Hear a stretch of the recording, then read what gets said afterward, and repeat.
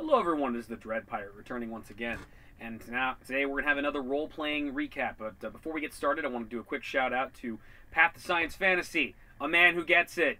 Science fiction and fantasy. It's like peanut butter and jelly. You put them together, and it's delicious. It's delicious. It's great. Speaking of which, today we're going to do part 2 of my IRL RPGs group doing City of the Spider Queen. And this was we had a nice long session earlier in the week, Sunday. Just really beautiful. Just really, you know, we had nothing else to do. We had just a nice, good chunk of time. I think we just hung out for 10 hours, had a great time, and we got a lot done. And for those of you familiar with City of the Spider Queen, you know it's a long damn campaign. So I'm not sure how long I want to go on here talking about it. Especially because anybody familiar with City of the Spider Queen or has run it before or has played it, you probably know where everything is. And I don't know if I want to go into too much detail about where, you know, I don't want to just show you the book and just be well, and then this is here and this is here, and it's but I'll try to make this interesting. I mean, you know, why start now? None of my videos are interesting so far. Anyway, so once again, our party consists of Beachcomber, the hippy-dippy transformer who turns into a dune buggy, Reinhart and Genji of Overwatch, and the amazing Spider-Man. Alright, so, unfortunately, the player playing Genji wasn't able to join us, so we kind of, and a tip for other DMs out there, or young DMs, if a player can't make it, you know, that's the thing, we all have jobs, we all have school, we all have lives. Especially if, you know, something important's happening, you know, you got a player really needs to spend time with family, or, you know, young fellow nerdlings out there, you know, if you know, oh, Dave couldn't make it because he's getting laid. Yeah, you know, don't chide your friend. Let your friend spend time with his girlfriend. Let him have a damn life. The rest of you, you know, by all means, enjoy interactive storytelling that is role playing. Not necessarily because you're nerds. Not that that's a bad thing, but just, you know, I mean, people can't always make it for whatever reason. Things come up. I get annoyed too a lot of times when players are, you know, gaming is canceled last minute because something came up. But shit comes up, so you know. But if you want to role play and not everybody can make it, I think one little tip that I've come up with over the years, or I've learned over the years, is adventure league it. Much like how you know, standard Wizards of the Coast, Dungeons & Dragons will basically has adventures ready-made for people to play and just kind of jump in as they come. Do that. Sometimes people can't make it. Sometimes people are late. I think it's a good thing to just kind of let everybody know, when we're starting out, it's look, well, we're, you know, we you know, if you can't make it, we're going to start without you. We'll find an excuse for why you're not there. And just leave people out of it. If someone can't make it to the session, if someone can't make it to the session, my big tip is basically find as the dungeon master, be creative, find some kind of excuse, come up with some reason for why the character can't be there. You know, and even if they're in the group, maybe separate them from the party. And this is important now. Big tip: you separate them from the group. You find some reason to get them out of there and get them, you know, out of the action. And this is very important. Don't kill them. Don't kill them. Don't take their shit if you can avoid it. Don't do anything like that. You know, don't just that's because that's happened to me before. My very first character, I was playing Traveler. Yeah, I think I was the one person who right before we ended the session, came up with a way of getting us out of the situation. We were being attacked by we were on a moon and we were being attacked by an enemy army, and I figured out how to, you know, get a grenade launcher and then use the we were in an underground base. Use the elevators that run up to the surface to rise up and kind of ambush the armored personnel character that was attacking the base from the side. Blast it, and I blew up one of the APCs at the very end of the session. And that was the only thing they could do to get it out of it. And so they somehow convinced our dungeon master to just to take control of my character while I wasn't there. And they fucked it up. They didn't win their roll. They missed. And I got run over. So my character got killed while I wasn't there. Yeah, don't do that. Don't do that. And seriously, you might have to bend over backwards a little bit in order to do it. Because, yeah, I mean, I've heard of... guy on my ship was talking about how, I think he got killed... One of his characters got killed in, a Star Wars game where he was off the ship and they just left, and the other people went evil and just blew up his ship while he was still on it. And like seriously, you might have to pull some kind of bull crap out of your pocket of like, oh well, he like some really bad like serial. But you were dead. That ship exploded. Aha! But I got out last minute with a parachute. You might have to pull some shit like that to get the person out of there. But there's nothing pisses off a player more, rightfully so, than to just have your character walked all over and dumped upon, and there's nothing you could have done about it because you were not in the action. So just don't do that. Don't do that. Find some excuse to get the character out of the action and just let them jump in next time when they can. So again, Genji couldn't join us. So I think I came up for Genji was like okay, him touching the tomb with the slay living trap on it. He was a little more wounded from that than they expected. He was still kind of sore from it, and it also messed up his cybernetics. And even though Spider-Man and him were working on it, trying to fix his cybernetics, he just couldn't quite get it right. He was worried. It's like, no, I'm not up at 100%. I'm gonna rust up here and try to get my my cyber arm working working again. So you guys just go on without me. I'll catch up. So that was my excuse. Then our player playing Beachcomber was also running a little bit late. So we started out with just Reinhart and Spider-Man. And Reinhart and Spider-Man decided, yeah, let's go check out the tomb. So they started investigating. For those of you who... Okay. Oh, wait. That's nobody. For anybody who's read my blog, Dread Pirate Sci-Fi Reviews, which I'll put a link in the description. For anyone who's read my blogs, all minus 2 of you, when I ran City of the Spider Queen at Great Lakes, and for those of you who run City of the Spider Queen, you know right in the Dordrien Crypts, right when you get in there, there's an area where you run into a roper. For those of you who don't know, a roper is a Dungeons & Dragons monster that basically it looks like a stalactite. It basically kind of blends into like caves and outcroppings and looks like it's just a stalactite, but really it's a monster. And then if you get too close, a little big cyclops eye pops up in the middle of it, a big nasty mouth, and it's got tentacles. It's got nasty tentacles that grapple people and suck the life out of them, and it ambushes them by basically grappling them and pretending to be part of the outcropping. Well, basically at Great Lakes when I ran City of the Spider Queen the first time, and or Flesh for the Spider Queen as I called it because I was doing a zombie apocalypse thing. One of the things that happened was, I believe, like, my character, the animal, and our friend Porter, his Scion character, Psycho Helmet, encountered him first and kind of just, like, talked him down, but, like, just walked away from it, it's like, and they talked him out of attacking them. And then later on, my dear friend Accentius's annoying vampire wizard Flutterbudgets, master of sneaky wizardry, ruin of your sex life, and annoying short person who deserves to be put in like a suitcase and just get lost in the luggage. He shows up, and for those of you who've seen his role-playing style, he loves to just talk his way out of problems, and he has a high diplomacy score to make sure he does that. And also he speaks Undercommon. So he actually not only talked the Roper down, but he fucking befriended it and it joined the party. And I decided to call the Roper Granitas of Legend, which, for those of you familiar with the old British game show Nightmare, which is basically Dungeons & Dragons the game show, that's a reference to Nightmare. It's one of the wall monsters. Granitas of Legend. My name is not amusing. And so I had Granitas party running around with the party, and I think he was still chaotic evil, but he was like he eats people, but he was like kind of a nice, crazy old guy that just was hanging out, and being helpful. We murdered him. We murdered this time around. No, we very much murdered Granitas of Legend, and I'm very upset. Prior to that, some of the other things that, like, a couple things I'm forgetting. They walked past the Slay Living trap. They went down the stairs into the actual catacombs itself. They noticed a bunch of skeletons. Spider-Man is basically a walking trap and encounter warning system because of the way I built the character. The spider sense is always, pretty much alerting to everything. So it was helpful. Like, Reinhart was like, okay, I'm going to listen to this guy from now on, make sure we don't get attacked. A couple of the traps we avoided were the skeletons are covered in yellow mold.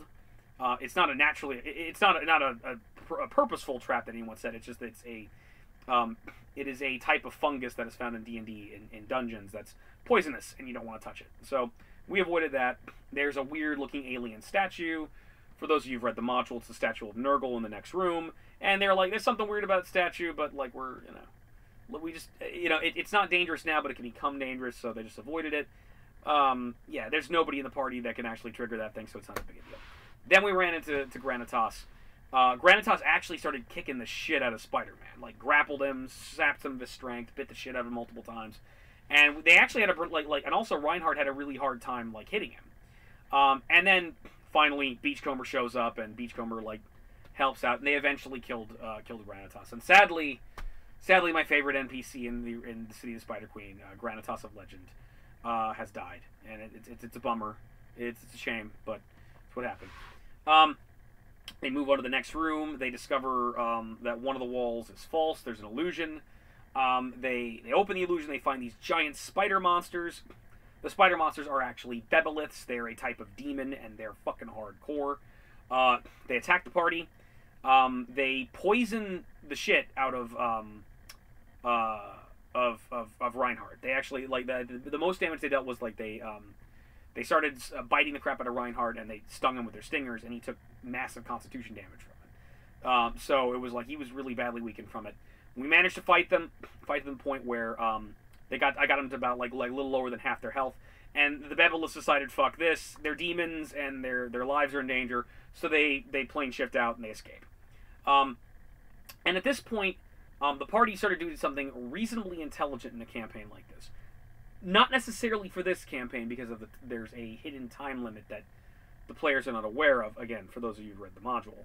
But overall, a relatively intelligent thing. Oh no, we got wounded. Let's leave. Let's leave and go back to town. And that's what we did. We basically went back to town, and essentially, because Spider-Man had previously taken ability damage from the Roper, Reinhart taking constitution damage from the Bebelith spider poison, and we'd also exhausted our $5,000 from King Randall Morn to resurrect Reinhart.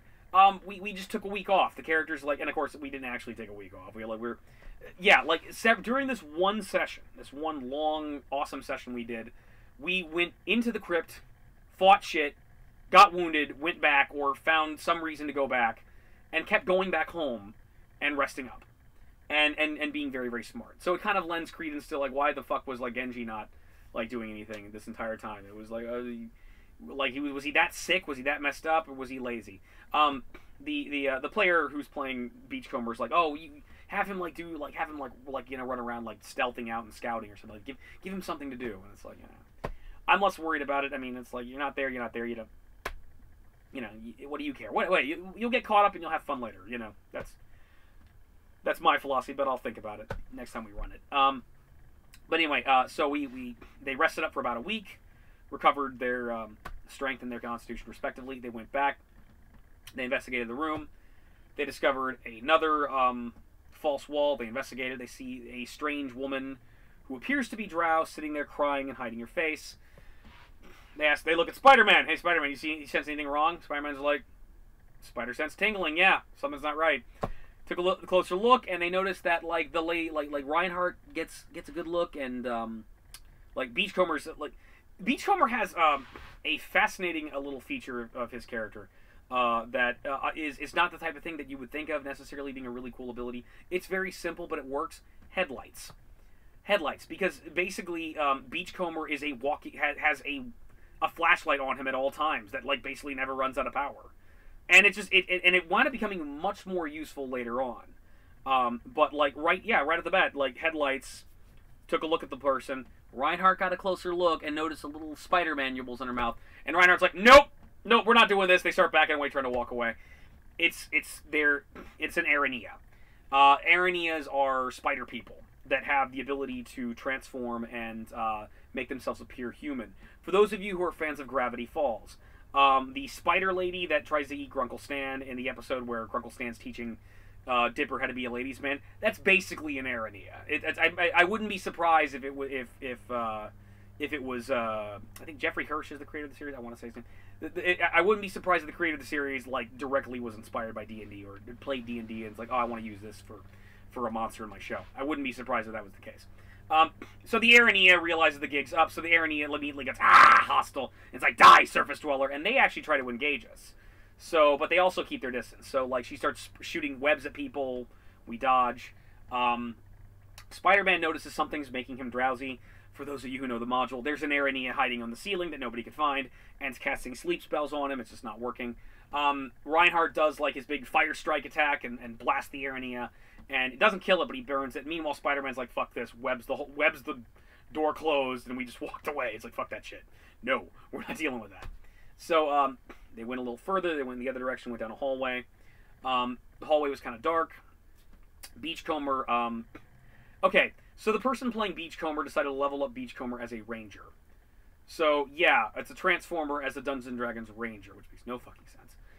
And right now it's fine. He's got tracking abilities, and he's kind of like in tune with nature and wild empathy, man. You know, that kind of shit. It's going to get really funny next level when he gets ranger spells. Yeah, I don't know how to explain that. We'll think of stuff. Yeah. You got spells of the ranger spell list now. You transformer, it's not all familiar with magic. Whatever. I don't know. I'm a hack. I'll come up with something. Anyway, at points, he's got an animal companion. And the animal companion question is a little bird, cute little birdie that is kind of great because I don't have to worry. This is a brand new player who's unfamiliar with this. And what you should do when you're picking an animal companion, you should pick something that can fight and has some backbone. She didn't want that. She just wanted, no, I just want a cute little bird. So she has a cute little bird, which she talks to. And she also specifically said, I want the ability to speak to animals. So it's like, all right, fine. Instead of a feat, you get the ability to talk to birds. So I was like, okay. So she just, like, kind of talks to this bird all the time, and there's some mild comedy in there. But she decided to say, hey, why don't you go check that out and scout the place? And the bird's like, no, I don't even want to be down here. It's underground. It's scary. She got the bird to go down there, and the bird scouted, couldn't really see anything. They decided to check out a chamber to their left, found a bunch of dead bodies of adventurers in there, and then all of a sudden something bites Beachcomber from behind, and it's a Maserati demon, which, in the context of this game, is a little. They fucking kicked its ass pretty quickly. It's actually, I think, for more low-level groups, it's one of the more menacing creatures in City, the Spider Queen, because it's like, or at least early on, because it's a demon that eats you and then takes your form, and is able to kind of shapeshift and make itself look like something else. But it's also got a bunch of other powers and abilities, and one of the things it can do is it can turn invisible. So it basically snuck up behind them and bit them. And so once they did that, they turn, they start fighting it, and then I think Reinhart just basically, like, pretty much in a couple, like, two hits, just like killed it, like smashed it, and then I even said, dude, you go Gallagher on his head, you go Melon Crazy on his head, splat. They killed it. The adventurers that were the various adventurers that this thing had been killing had a bunch of gear nearby, including magical gear. So we decided to stop what we were doing. And take the gear and take it back into town and cash it. Get some gold for it. Of course, it made us realize something very very unusual, especially since we picked such weird fucking characters to play. None of us have any means of, like, carrying stuff normally. It's like Spider-Man is basically just running around with his outfit and very basic equipment, like his web shooters and things like that. He doesn't really have any. He doesn't really have anything like, he doesn't have like a backpack or anything like that. Reinhardt has his armor and his hammer. Basically, Beachcomber has a blaster, and nobody has, like, bags of gear and equipment and things that you typically have in a situation like this. Yeah, no one's got that. So it prompted me to ask, like, Beachcomber if Beachcomber could turn into his car form, and we could just store all this stuff in his trunk, which the player found incredibly rude. She had Beachcomber say, dude, that's really rude, man. Just, like, saying, hey, can we transform and store stuff in your trunk? And apparently Transformers find that offensive. I don't know why. And Spider-Man was just very confused. So we opted for Spider-Man would create a little bag that he would temporarily carry the gear in. We went back up, sold the gear, got like a fuck ton of money of gold for it, split it 3 ways. Beachcomber then insisted on buying a backpack. It's like, sure, it's 2 gold. And then wanted to customize the Autobot symbol on the back of it, and so it's like, so we did that for the rest of the day. It's like, all right, you get a custom-made version of the shaking my computer, a customized version of the Autobot symbol on your backpack. And I think we had like Spider-Man got a backpack. I think Reinhardt decided to get a fanny pack. It's like, fine, everybody, like, you have a fucking fanny pack. So it was a nice little goofy moment. We go back in. we go to the same location, and instead of going to the left, we go all the way through, and basically there's a little outpost of Drow warriors that are waiting for the party there, and with them is a wraith spider, a terrible, monstrous, undead spider that's got like no eyes, which kind of knows that they're coming because it's got tremor sense. But it was an interesting thing where we kind of got the drop on them, because even though they knew we were coming and they were ready for us, again, Beachcomber has like one of the greatest abilities and simplest abilities ever: headlights. And it's like, well, it's really dark. I shine my lights down there. Boom! Right in the Drow's face. And as a result, they're stunned. They're stunned. They're like, ah. And so we proceed to beat the ever-loving shit out of these guys. The spider like goes up and engages people. It's unaffected. Like Spider-Man like punched it, and then Reinhart actually did his earthquake slam, launched up in the air and splatted it, which knocks the two Drow prone. We beat the crap out of the Drow. Spider-Man I think knocked them out. Spider-Man knocked one of them out, and eventually we I think Reinhart like talked the other one into surrendering. So he got them to surrender. Spider-Man ties them up. We started taking their gear, and Reinhart decided to interrogate them, since the whole point of this was we're looking for Drow and figuring out what the Drow are raiding. They started interrogating them. One of the Drow, like the Drow are basically like go fuck yourself. We're not going to tell you anything. Reinhart intimidates them, gets one of them to crack. One of the Drow starts cracking, starts spilling. He's afraid of getting killed. The other guy's like wants to kill him, and is like, I will cut your throat myself. And Spider-Man like throws him against a wall and webs him to it, webs his mouth shut, and says, hey, the adults are talking. What I decided to go for this guy was like this Drow starts talking about. He starts giving them information that Loth has fallen silent. With the Loth, for those of you who don't know, Loth, the spider goddess. Well, she okay. I don't remember exactly what I said in terms to demonstrate this, but they're asking questions, and it's like what do you like Beachcomber especially, since all these guys are outsiders. They're like, we got a bunch of people. We got 3 dudes from Earth and 1 dude from Cybertron. Nobody knows anything about the conflicts in Toril, and they don't know about the conflicts between the elves and the Drow. So Beachcomber was like, dude, why are you like trying to hurt the surface world, man? Why, man? Why'd you do that? And so he starts, it's because of Corellian. We're gonna, he basically goes on about how the Drow want revenge against the High Elves and against Corellian Larthian for betraying them centuries ago and banishing them to the Underdark. They want to burn the surface world to the ground. In particular, they want to destroy Corellian and destroy the High Elves. But he also starts, fessing up that something different's going on. That Loth, the Spider Queen, the goddess of the Drow, has fallen silent. This is from a major storyline in the RPGs, and in the novels, and in the campaign module itself, called The Silence of Loth, where Loth just fell silent, and the Drow and like none of the Drow clerics can access their spells. Their prayers go unanswered, and a lot of the Drow start to lose their faith. And then all of a sudden, out of nowhere, the cult of the White Lady appeared, and has basically gone and taken over.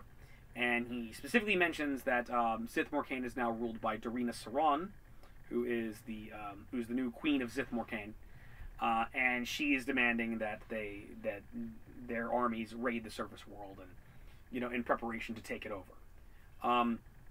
They're also to give a little more information now. They're basically like to barter with the guy, because being a Drow man sucks.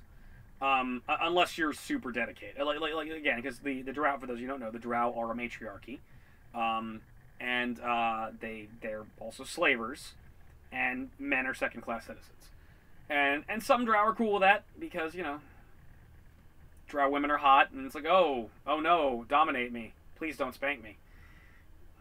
With Drow women, it's a little worse. They'll like cut your face off. But he goes on to they're very cruel, and the Drow are very cruel and brutal, and will torture and kill and maim and do God knows what. And on top of that, it's like, again, the men are second-class citizens, so it's like they're insubordination is not tolerated. So it's like, and I figured okay, maybe this is a young guy. He's known no other life. This is just all he can do. He's like, just get me the surface. Get me out of here. Like, get him out of the Underdark, away from this, and I'll be happy. So they make a deal. It's like, okay, look, we got to take you prisoner, but we're going to speak to Randall Moore on your behalf. We'll give you this information, and we'll make sure that your punishment isn't severe, and maybe he'll help you out. Take them prisoner. We go back up, We leave him with the town guards. We express that, hey, to Randall Moore, hey, it's like, do not mistreat this one guy. He gave us information. Don't mistreat him. They speak on. We give the information back to Randall Moore. Randall Moore's like, okay, all right. There's something going on with them. It's like, all right, we'll continue. Go back in. Head back in the next day. Right when we get to the crypts, before we even enter, the raiding party shows up. Because here's the thing. We've spent way too much time. Again, hey, stopping the adventure and resting and going back to town is a smart thing to do. Unless you're running City of the Spider Queen, and there's a little timetable that the players don't know about. Which is a ticking clock to when, like, Saron, the big bad guy of the whole module, gets her evil plan and brings an army of unstoppable undead to the surface. Of course, they don't know that. And it has little instructions for what you're supposed to do as time goes on. Well, enough time's passed, another raiding party is being sent up, headed up by Velina Saron, one of Iray's nieces, who's also a cleric of Kiranselee, the goddess of undeath. And, also, the Drow that they interrogated also informed them about these, like, that they're doing terrible things to the followers of Loth. They're skinning them alive and turning them into these horrible undead. Well, in addition to Velina, she notices two horrible skinless undead. She also had a spellcaster with her, and she had a bunch of, like, common Drow soldiers.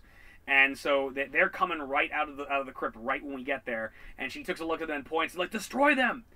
Alright, we start combat. But who wins initiative? Beachcomber, the pacifist. Beachcomber don't want to fight. So Beachcomber's like, no, we're friends. We don't want to hurt you. And then it's something I realized, and she nat 20. She nat 20'd her diplomacy check. And at that point, I'm like, okay, what the fuck? How do I handle this? How do I handle these, like, ridiculously chaotic evil dudes? Like, she nat 20'd it. And like, for those of you familiar with 3.5, or not familiar with 3.5, one of my favorite books that I use often, and what I think is probably would label me an insane person in the role-playing community, especially amongst the 5e crowd. It's like, oh no, how can you ever have stats above 20? How could, like, a game past 20th level? That's ridiculous. And it's like, okay, look, it's hard. It's hard to do when you're that high level, but it's not impossible. It's called an epic level campaign. And one of my favorite books has that. It's called the Epic Level Handbook, which is made into 3.5, which has rules for adventures beyond level 20. And it also has, like, details for what to do in terms of, like, for epic diplomacy. If you score high enough on a diplomacy check, you can make a person into a fanatic, a fanatical person who will die for you. But it's also very useful for mapping, like, okay, if you're making a diplomacy check and the person has this and this attitude at you, you can move them and elevate them to a more favorable position. So she scores really, really high. She has a high-ass fucking roll on her diplomacy check. And she nat 20'd it. Whenever someone nats 20s, no matter what the end result of the numerical score would be, I always go one level higher. It's like you cap it. And she got Velina to friendly. And I'm like, alright, what the fuck do I do now? What the fuck do I do? It's like, oh yeah, we're friends now. We're not going to attack. Yeah. So Velina's group, it's a raiding party. They're just going to go up there and sack some farms, maybe attack Daggerdale itself. That's what their plan is. That's what they're trying to do. And like, okay, this fucking robot comes out of nowhere and says, like, hey, let's be friends, friendship and love. And it's like, okay, I guess we're good now. No, I can't do that. So I'm like, what do I do? I figured, okay, first of all, nobody in our party looks human. We have a talking robot who can turn into a car. We have a dude who is in a badass suit of armor, armed with a hammer, with his face covered, and for all intents and purposes looks like an iron golem. And then we have Spider-Man, who wears a weird, crazy spider suit that completely covers his body. And for all purposes, especially given his superpowers, as far as these people know, is some kind of alien creature they've never encountered before. So Velina's like, stay your hand. She holds off her armies. It's like, all right, what say you? Who are you? And she starts questioning them. It's like, oh, we're friends. We're friends. I was like, oh, really? And it's like, oh, you're not surface dwellers. You're some kind of monsters. Very well. You will join me. You will join my army. Come, let us attack Daggerdale together. So there you go. There's your friendship score for a chaotic evil character. Oh, yes, we'll be friends. Join me and help me destroy the Earth. Yeah. So like, you know, like, Beachcomber's still trying to talk her out of fighting it, and like, well, what nonsense? It's like, no, we're gonna burn the surface world to the ground. Come, let's get a move on. Spider-Man and Reinhart start looking at each other like,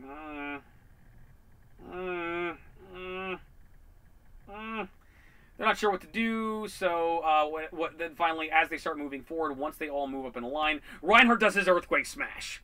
So, as a result, Beachcomber's diplomacy made a awesome like, surprise round. And I decided, like, okay, and while you're doing that, Spider-Man got in position behind them all, and was holding his action to web up, make a giant web in between the two mausoleums behind them. So they try to run away, they run into the web to do that. So Spider-Man like makes this big web behind them and connected between the two mausoleums. Reinhart does his earthquake slam. What the player playing Reinhart doesn't know is that the Drow soldiers here have 3 hit points. The spellcaster didn't have 3 hit points, but I think he like took some kind of crazy amount of damage. He I brought him like -27. It's like, okay, you launch all these fuckers into the air, all the Drow soldiers fly in the air and come down crumpled into like, they're dead. They're just crumpled to pieces. The 2 Quith Marin are still fine, and Valina are still fine. And while they're on the ground wounded, Beachcomber starts chiding Reinhart. And it was like, that wasn't cool, man. We could have talked them out of this. And they had this really awesome bit of drama where, like, in the middle of the fight, their enemies are on the ground, but they're not even neutralized yet. And Beachcomber was like, no, Reinhart, that wasn't cool. We could have found a peaceful way. I was talking to them. It was all right. And Reinhardt's like, Beachcomber, you are a good man, but you don't understand. This is a time of war. And in a time of war, we had the difficult choice had to be made. They're going to attack the city. We have to stop them. They're arguing back and forth. And it's like, we cannot trust them. And then it's Valina's turn. It's like, no, you can't trust me. Boom! She does her Retribution Strike and causes this big blue shockwave of death that blasts and hits everybody and knocks... It knocks all 3 of us on our asses, including Spider-Man. So then Spider-Man's room comes up. Spider-Man does a web line to the mausoleum, leaps up into the air, flips over the web, comes down, boom, slams right into Valina's stomach.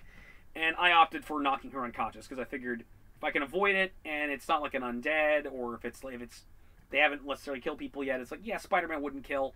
I'm gonna try to avoid killing if at all possible, which is like unheard of in D&D. Because and not for any negative reason. It's kind of, you kind of have to in D&D. You kind of have to murder Hobo to some degree. It's like, you kind of, when you're low level and you fighter and you don't have superpowers and all you got is a sword. Yeah, when the goblins come, you gotta just kind of chop them to pieces. It's like, I commend you all for who use the Book of Exalted Deeds or who do use subdual damage, but it's like, yeah, practically it doesn't really make a whole lot of sense. But I figured Spider-Man's got a pretty decent strength. He can basically kind of drop people in a couple hits. Yeah, I'm gonna see if I can spare these people and capture them. So he knocks her unconscious. The Quith Marin get up. And Reinhart like fights the Quith Marin and like splatters them. We're good. We now have a high-level prisoner. We have now successfully captured Valina Saran. We take her back to... now, they're under the false impression that she is Dordrien Saran. Now, no, this is Valina, not Dorina. And so they think they've got the big bad guy. They think they've got the main bad guy of the whole thing. They take her back to town. The Randall Moore has a mage put a null magic zone inside of her prison cell. They lock her in there. They get her talking, and she says, like, "You fool! The other Drow will come for me. My aunt will come for me. You've earned the ire of Dordrien Saran, and you will all die and burn this city to the ground." But they now know they have a high level prisoner, and so we can basically definitely have the Drow coming in. Probably want to come in again and invade again a second time in order to get her back. So I think we made it another day. We started heading back into the crypt. Head back in the crypt. They go back to the location where we ran into the guards. They found a tunnel sloping down, and then they fight this kind of... Essentially, we get to like a fork in the road. We get to a point where they can go off the map. It ends in a wall that looks out of place, with noises behind it, like thumping or footsteps, and then a hole leading into the earth where they can hear talking. And then we proceeded to have a loud conversation right near the hole, which caused the talking to go silent. Probably because a bunch of dudes down there are drawing swords and crossbows waiting for someone to come down. But they decided to opt for, like, they didn't like the wall. They thought the wall was weird. So they broke the wall down. I think, I'm trying to remember, I think Reinhart broke it. Reinhart broke the wall down. They go in, they find some other chambers. The first thing they discover is these 2 giant spiders in a web. And the web that they're in has a bunch of smaller spiders in it that they apparently have eaten. Spiders don't notice they're there. Reinhart, thinking he's doing the smart thing, does his earthquake slam to try to knock the spiders prone. Doesn't realize they're suspended in webs right now, and it did absolutely nothing except get their attention. So the spiders turn, they're about to charge. Beachcomber does his diplomacy again, especially these are animals. So Beach says, no, it's okay. And man, she put a lot into animal handling. She actually managed to calm the giant spiders down, which is impressive because these giant spiders were actually sealed in here and have been starving to death and are super hungry. And that's why they killed all these other smaller spiders and ate them in the meantime. They also noticed the dead body of a figure which appears to have the torso of a drow and the body of the lower end of the lower half of a spider. A drider, for those of you familiar. And they're like, we've never seen that before, that's weird. They'd also, like, mind you, they'd had them driders explain to them when they were taking the prisoner back. They talked about, oh, people who fail the drow, they're turned into driders, they're horrible half-spider creatures. And so I set that up, and I started showing it to them, so it was kind of neat. She managed to talk the spiders down, calm the spiders down, and got them to friendly again. I'm like, damn. She calms the spiders down, and just kind of like, they kind of come up to her, and they kind of like just look at her, and kind of like look like they, like just kind of look at her, but don't get aggressive, don't approach in the aggressive way. And it was almost close enough to the pet, but like I figured like if she tries to pet them, they're gonna like back up because they're spiders. Spiders don't want to be petted. And then after a while, after a few months of just looking at it, they just kind of dart past them because they're hungry and the wall's open, and then like fuck this. So she talked the spiders down. Next thing we did is we went around the corner and eventually came into another room. We run into two driders that have been sealed in here this entire time. Run to the driders. We fight the driders. It was a pretty quick fight, I recall. I believe, I'm trying to remember exactly what I did. I know I knocked one of them unconscious. It's two driders. I know Spider-Man knocked one of them unconscious, and I forget what happened to the other one. I think the other one was either killed or I think the other one. Yeah, I think I want to say Reinhart killed one of them, and Spider-Man knocked another one unconscious. So then they're exploring the room, and while they're exploring the room, Beachcomber failed to spot Shep and falls through the floor onto a pit of spikes. Beachcomber's badly wounded.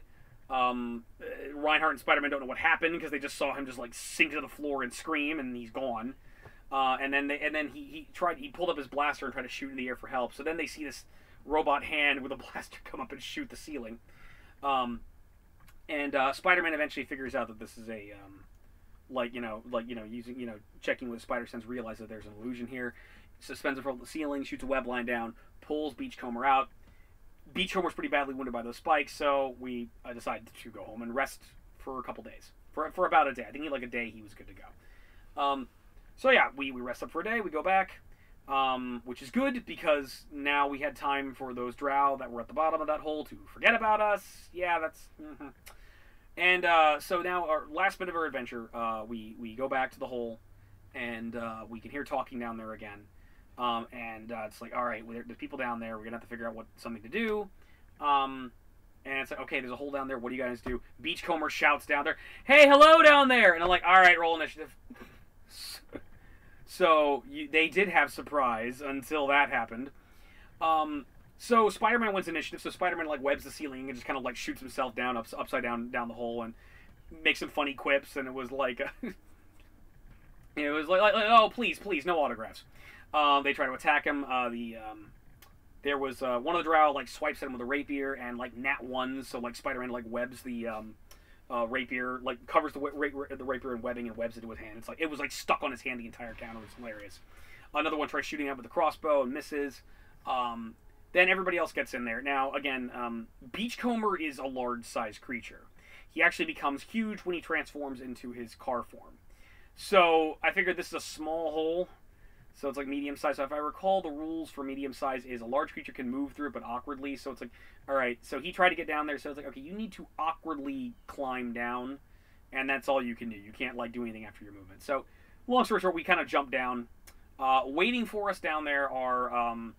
two drow soldiers. Three drow soldiers. One whose rapier is tied to his hand. Another with a crossbow, and then another one's got a rapier and a crossbow. But I think I had they also have lightning lances, which deal like 3d6 lightning damage when you throw them. So I had him getting ready with the lightning lance. There is a Drow spell guard. There is another Kuthmarin, which for those of you who don't know what the Kuthmarin are. The Kuthmarin are monsters that they're in other monster manual books for 3.5, but they specifically appear in City of the Spider Queen. I believe City of the Spider Queen is where they're created. What they are is they were followers of Loth, Drow followers of Loth, particularly clerics of Loth. That when Kiranselee's forces took over, when Iraceron and Kiranselee's cult took over the Drow community during the Silence of Loth, they captured them and had them executed horribly by cutting their skin off. And just like forcibly cutting their skin off and turning them these horrible skinless undead. They're strong. They've got like claws. They got a slam attack, and they're constantly kind of like it describes them great. Like it's menacing at you, and it's constantly opening and closing its fists like with it's down like that. I don't know how to do it on camera. They have a horrifying gaze, which can like cause you to be paralyzed with fear. They have cleric spells that they can use, the ability to command other undead. They have an acid touch. Their blood is actually acid, and they can spit acid blood at you. They're pretty badass. The two on the surface that Reinhart had fought earlier, I think were just really jacked up by that earthquake slam. So it was like they were relatively easy to kill. But this one was pretty hardcore. This one was they can heal too. They got a healing factor. And finally, there was another one of those wraith spiders, but it was a medium-sized wraith spider. So we fight them. I believe at this point Beachcomber's gun, Beachcomber Nat 1 using his blaster, and so the gun broke, and you can't use your blaster anymore until you repair it. That might have been earlier when that happened, but whatever. Spider-Man and Reinhardt are kicking ass. Spider-Man's like kind of alternating. I had him alternate punching dudes, and part of the way I designed it, I based this off the Marvel superhero stuff. In TSR Marvel Superheroes, a role-playing game. Again, I found conversion rules. In that, Spider-Man's like some of the earlier incarnations of Spider-Man, not necessarily the most up-to-date one, but like the bare minimum Judge's Guide. When it comes to web shooters, two of his attacks are basically he can entangle his foes and he can shoot web bullets. So I basically kind of like two stat blocks set up, which is basically I can either entangle enemies with my web shooters and they're basically entangled and have to make an appropriate escape artist check or break check to get out, or I can hit them with a web bullet and it deals about 8 damage. I haven't even now, and I typically like fighters, so what I'm probably going to do eventually is I'm going to like spruce both of these up with like weapon focus, weapon specialization, so on and so forth, and kind of really get it nice and pimp later on. But right now I just deal about 8 damage with my web shooters. So I'm kind of alternating punching things and webbing and tying them up and incapacitating them, so they've got to untie themselves or break free before they can do anything. Reinhardt's basically just kind of wailing on people. Reinhardt actually gets pretty badly jacked up. The spell card casts Ray of Enfeeblement on him, which lowers his strength from 20 to 6. So it's like, okay, I'm like, dude, you can barely hold up your hammer, but you can still do all your moves. You can still do, it doesn't, yeah, but basically he wound up like taking a massive penalty to a lot of his damage there. He's able to still able to do his earthquake slam, and his fire strike a couple times. He's able to knock everybody down for a little bit, and they have to take a turn to get up. One of the funnier things that happened was okay, so the guy that's got his rapier, the drow that's got his rapier webbed up, is the entire time is just trying everything. He's trying to do a strength check to break it off. He's trying to do like an escape artist to get the thing off. The entire fucking combat, he can't get the damn thing off for himself. Meanwhile, the Wraith Spider, Spider-Man basically just webbed up, and what the Wraith Spider decided to do was, it was like, especially because I noticed like it's a medium-sized one, its strength and dex weren't that good. I decided it would just directly attack the webbing. The webbing does have hit points that I calculated out with his conversion rules, like about 12 when Spider-Man first uses it, and then it hardens to 16 hit points. So it we were kind of the girl playing Beachcomber started playing the song from Moana. It was like I started going playing "I Will Go the Distance" from Moana. It was like, I will go the distance. I forgot how it goes, but it was like, yeah, I'm not gonna give up. it was inspiring. The Wraith Spider kept on biting its way through. Meanwhile, Reinhardt started kind of engaging the Spider-Man, the spell guard got jacked up to the point where, I think by Reinhardt's earthquake spell, to the point where spell guard's like, fuck this, and he just books. Spider-Man wound up knocking out the other two Drow guards, except for the dude whose rapier is tied because he was just he couldn't do. He's basically incapacitated. He's just trying to get this thing off. Before I knocked one of them out, one of the Drow used that lightning lance and blasted Beachcomber with it. And then the Kuth Marin got in Beachcomber's face and started punching him. Beachcomber realizes like without his gun he can't really do anything. So what he decided to do was he finally transformed into a dune buggy and started trying to ram the Kuth Marin. And so he dealt some damage to it, and the Kuth Marin basically wound up touching him. It dealt acid damage, but basically he actually gets a boost to... Beachcomber gets a boost to his damage reduction. When he transforms, he becomes more armored. At least the way I calculated this thing out. And I think other DMs might argue with me about it. Like, oh, it's acid resistant. Yeah, look, if you got damage reduction, and that's all you got, it's like, I figured, like, it's damage reduction. Unless it's magical, especially in particular, Beachcomber's got like damage reduction with the slash, which means like it's damage reduction against everything. Damage is always reduced. I think it's like 14 in his card mode with slash. So it's figured like, it's gonna count. So I always allow that. It's like, you know, I'll allow damage reduction to be applied to stuff, even though normally you would think it would be. I would allow that. I allow that to stack with energy resistance, basically. So like the acid's not really doing anything to Beachcomber. Meanwhile, Reinhart starts engaging the Kuth Marin as well, and the Kuth Marin does its horrifying gaze attack on him. It stares in his eye and roars at him, and it fucks him up for a good couple of rounds. So in addition to like being weakened, he's now terrified and cowering, and he can't act. Spider-Man tries to web the thing down, but its acid blood starts melting through the webbing. So what I like on its move, it couldn't get out. What it would do is it just spits acid on the webbing and deals more damage to it. I think on the next round, it just like it melted through completely and it just stands up. It just like naturally, and it was like, you know, so it's pretty awesome. They finally kill it. They kill the Wraith Spider finally bites its way free, and it's like, yes, I did it, and it tries attacking, and then like Beachcomber ran over it and killed it, and then finally the dude with the rapier finally decides like oh, maybe I should just try to cut my. Thank you, Windows 7. I'm like, okay, gave me a fucking notification. I hate Windows 10. This is a nice computer, but I hate Windows 10. Anyway, he finally realized, I got a sword in here. He decided just to cut himself free. He cuts himself free. Ha! He's got his rapier. Now I've got you. Now that all my enemies are dead or have run away. Like Reinhart intimidates him again. Just surrender. Just surrender before this gets worse. And it's like, fine. The Drow surrenders. And by this point in time, we kind of were done for the night. But like before we go, like the guy playing Reinhart kind of shoots a bunch of stuff at me of what he like plans to do with this guy. And I pointed out earlier in the fight that basically once they've gone through that hole, they're no longer in a cave. They're no longer in a crypt. They're then in a nice little room with furniture. And essentially it's a guard post. And what they hadn't looked too far away, otherwise they would have seen a Drow city nearby called Zithmorkane. So he's like, okay, well, we tie him up, we take his stuff, and then we're taking him back to the city. And it's like, okay, well, before you go, I figured like this would be my little cliffhanger.